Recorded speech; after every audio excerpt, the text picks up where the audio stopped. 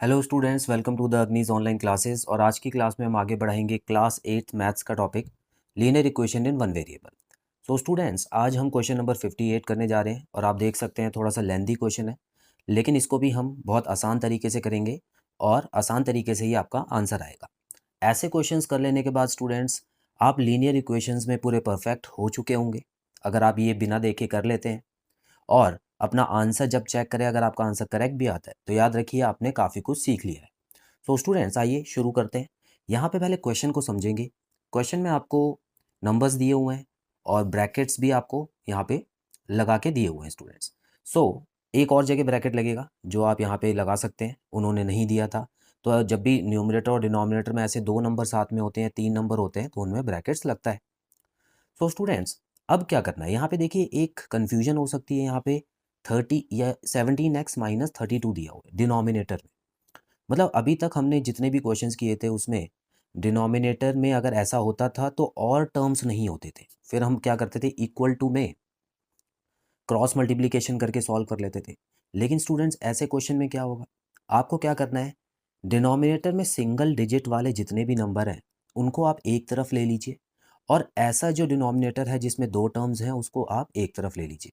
ठीक है, तो इससे आसान हो जाएगा आपको। और इसको हम एंड में सॉल्व करेंगे क्योंकि ये आरएचएस में अकेला रहेगा तब तक हम एलएचएस के जितने भी क्वेश्चंस हैं ना उसको सॉल्व कर लेंगे। तो आइए स्टूडेंट्स देखते हैं। तो इसका मतलब यहाँ पर सबसे पहले मैं थोड़ा सा एडजस्टमेंट के लिए एक स्टेप ले लेता हूँ। तो ये वाला टर्म तो बिल्कुल यहीं पे रहेगा क्योंकि इसके नीचे डिनोमिनेटर में 18 लिखा हुआ है, ये तो यहीं रहेगा, अपनी जगह चेंज नहीं करेगा। और प्लस एक्स अपॉन 3 भी यहीं रहेगा। उसके अलावा ये दो नंबर जब यहाँ पे आएंगे तो ये साइन चेंज कर लेंगे और कुछ इस तरीके से इनके साइन हो जाएंगे। जितने भी सिंपल डिनोमिनेटर वाले नंबर्स हैं वो एक साथ कर लीजिए, और बाकी ये जो आरएचएस में सिर्फ ये जो नंबर है जिसमें डिनोमिनेटर थोड़ा सा अजीब सा है, इसको हम बाद में देखेंगे। इतना क्लियर है। अब एक और अच्छी चीज़ देखिए स्टूडेंट्स, कि एलसीएम लेते समय आपको ज़्यादा मेहनत भी नहीं करनी पड़ेगी, क्योंकि अगर आप ध्यान से देखें यहाँ पे जितने भी नंबर्स लिखे हैं वो सभी ऐसे नंबर्स हैं जिनके टेबल में 36 आता है। ठीक है, तो इनका एलसीएम भी 36 ही होगा। देखिए 18 टू ज़ा 36 होता है, फिर 3 के टेबल में भी आता है, 12 के टेबल में भी आता है, और यहाँ पर भी 36 लिखा हुआ है। एलसीएम भी आपको ज़्यादा मेहनत करके लेने की ज़रूरत नहीं है। अगर आप चाहें तो साइड में कॉलम बना के प्राइम फैक्टराइजेशन से एलसीएम ले सकते हैं। ये हो गया 36। तो यहाँ पे मैं लिख देता हूँ ब्रैकेट में 2 लिख देता हूँ पहले, क्योंकि 18 टू ज़ा 36 होता है। उसके बाद ब्रैकेट में आ जाएगा प्लस, इन दोनों को डिवाइड कीजिए, देखिए 12 आ गया तो ये हो गया 12x। 12 को 36 से डिवाइड करेंगे तो 3 हो गया, 3 7 21 होता है। और यहाँ पे तो बिल्कुल सेम जो ब्रैकेट है वही आप लगा दीजिए, इज इक्वल टू RHS को हम आखिरी में खोलेंगे, अभी कोई ज़रूरत नहीं है इसको सॉल्व करने की, और ये सॉल्व आगे होगा भी नहीं अभी। ठीक है, चलिए अब ये ब्रैकेट खोलने का स्टेप बचा है स्टूडेंट्स। देखिए 2 को जब 4 से मल्टीप्लाई करेंगे तो 8x आ गया, और यहाँ पे आ गया 34, प्लस 12 तो ऐसे ही लिख देते हैं, साथ ही में सब कुछ सॉल्व करेंगे। प्लस x प्लस 16 का ब्रैकेट भी खुलेगा तो साइन नहीं बदलेगा क्योंकि ब्रैकेट के आगे प्लस का साइन है। अपॉन में तो सेम रहेगा स्टूडेंट्स 36, अपॉन में आपको 36 ही लिखना है। और RHS में अभी भी कोई बदलाव नहीं करना है। अभी आपने जैसे ही बदलाव किया तो समझ लीजिए कंफ्यूज होकर क्वेश्चन गलत हो जाएगा। ठीक है, आगे बढ़ते हैं। अब स्टूडेंट्स, हम x और जो नॉर्मल नंबर्स हैं उनको प्लस माइनस कर लेते हैं। ठीक है, इसी स्टेप में चलिए देखते हैं। तो यहाँ पे क्या लिखा है, देखिए 8x, 8 प्लस 12 कितना होता है, 20 होता है। अच्छा, 20 में देखिए एक और प्लस हो रहा है, 21।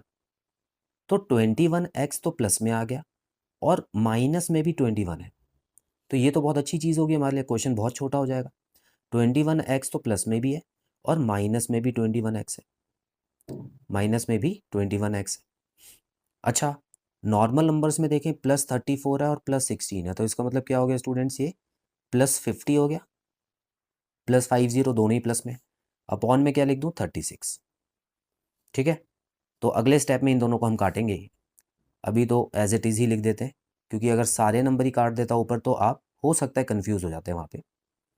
अब यहाँ पर आप इसको हटा सकते हैं। देखिए बिल्कुल सेम चीज़ है ना, एक प्लस में है दूसरा माइनस में है, तो इसको हटा सकते हैं। अब स्टूडेंट्स ऊपर बहुत ही सिंपल टर्म बचा है 50 और नीचे 36 बचा हुआ है। और अब क्वेश्चन देखिए कितना छोटा हो चुका है, एक झटके में ही क्वेश्चन बहुत छोटा हो गया है। ठीक है, अब हमारे पास कोई और रास्ता नहीं है, अब तो हमको क्रॉस मल्टीप्लिकेशन करना ही पड़ेगा, है ना। याद होगा आपको क्रॉस मल्टीप्लिकेशन के कुछ रूल्स होते हैं। तो डिनोमिनेटर ऊपर चला जाता है मल्टीप्लाई में, और यहाँ पर भी ये मल्टीप्लाई में चला जाएगा। और हमेशा याद रखिएगा जो सिंगल नंबर होता है उसको ब्रैकेट के बाहर लिखना होता है, और जो बाइनोमियल है उसको ब्रैकेट के अंदर लिखना होता है। यहाँ पर भी 36 को आप पहले लिखिएगा और यहाँ पर अपॉन 2 कर दें। स्टूडेंट्स आप एक काम और कर सकते हैं, आप चाहे तो यहाँ पर भी देखिए ये दोनों कट रहे हैं ना नंबर्स, ये दोनों नंबर को काट के आप 2 से काट के भी कर सकते हैं। ठीक है, फिलहाल मैंने ऐसे कर दिया तो मैं ऐसे ही कंटिन्यू करता हूँ, फिर काटने की ज़रूरत नहीं पड़ेगी अभी। आप यहाँ पे 2 से काटेंगे तो 25/18 आ जाएगा, उसके बाद आप कर सकते हैं, कोई दिक्कत नहीं आएगी। चलिए अब मैं मल्टीप्लाई करने जा रहा हूँ।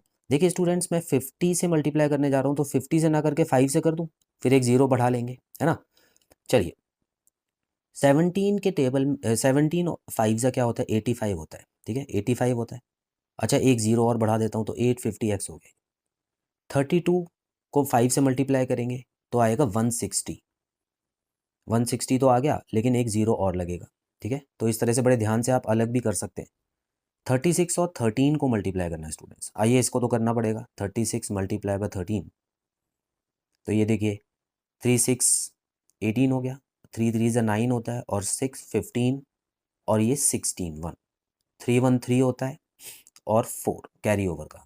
ठीक है, तो ये हो गया 468x माइनस 36 का डबल क्या होता है 72 होता है। ठीक है, तो इस तरह से आएगा। अब हम एक ही तरफ लाके जो भी नंबर्स प्लस माइनस हो रहे हैं वो एक तरफ लाके कर देते हैं। ये वाला x वाला नंबर आएगा 468x माइनस में आ जाएगा, यहाँ पे -72 था और प्लस 1600 हो जाएगा। ठीक है, बड़े ध्यान से कीजिएगा प्लस माइनस।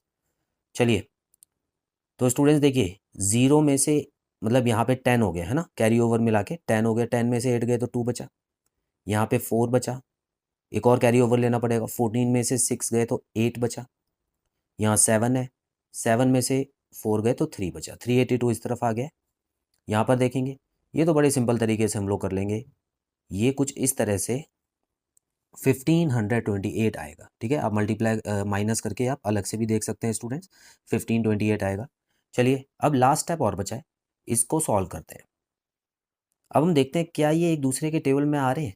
ठीक है, देखिए हमेशा स्टूडेंट्स याद रखिएगा जब भी ऐसा कोई बड़ा नंबर आता है ना, तो हमेशा एक कोशिश पहले कीजिएगा कि आप पहले ये देखिएगा क्या ये पूरे पूरे कट रहे हैं। तो साइड में हमको एक काम करना है, 382 के टेबल में 1528 आता ही नहीं आता, इसके लिए हम क्या करेंगे, इसका टेबल पढ़ के देखते हैं। अब इसका टेबल 1 ज़ा तो यही रहेगा, 2 ज़ा क्या हो जाएगा डबल हो जाएगा। तो हमको जाना कहाँ तक है, अब क्या आप ये को मल्टीप्लाई करते हुए जाते रहेंगे और उसके लिए आपको बहुत टाइम चाहिए, आपके एफर्ट्स बहुत वेस्ट हो जाएंगे। तो आखिरी नंबर को देखिए स्टूडेंट, देखिए यहाँ पे आखिरी नंबर क्या है 2, और यहाँ क्या है 8। ठीक है, तो 2 के टेबल में 8 कब आता है, 4 बार में आता है ना, क्योंकि आखिरी नंबर से ही तो अगर पूरा पूरा कटेगा तो आखिरी नंबर से ही पता लग जाएगा आपको। तो 2 के टेबल में 8 कब आता है स्टूडेंट, 4 बार में आता है। ठीक है, अब देखिए 4 बार में भी आता है, 9 बार में भी आता है, क्योंकि 2 9 ज़ा 18 भी होता है, लेकिन अभी हम 4 बार ही करेंगे क्योंकि यहाँ पर मुझे ये भी पता है कि अंदाज़ा 300 है और यहाँ पे 1500 है ना, तो लगभग 4 के आसपास ही कटेगा। तो इसका मतलब 382 को मैं 4 से मल्टीप्लाई करके देखता हूँ।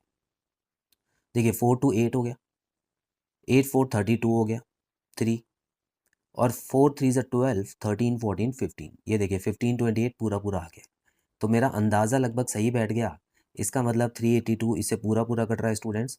तो ये जो वैल्यू आ गई है 4 आ गई है, तो x की वैल्यू आ चुकी है 4। आप भी ये ट्राई करके देख सकते हैं, क्योंकि आधी से ज़्यादा मैथ्स जो होती है वो अंदाजे से ही होती है स्टूडेंट्स। ठीक है, डिवाइड मल्टीप्लिकेशन ये सारे अंदाजे से होते हैं, वो जब आप बड़ी क्लास में पहुँचेंगे तो और क्लियर करूँगा आपको।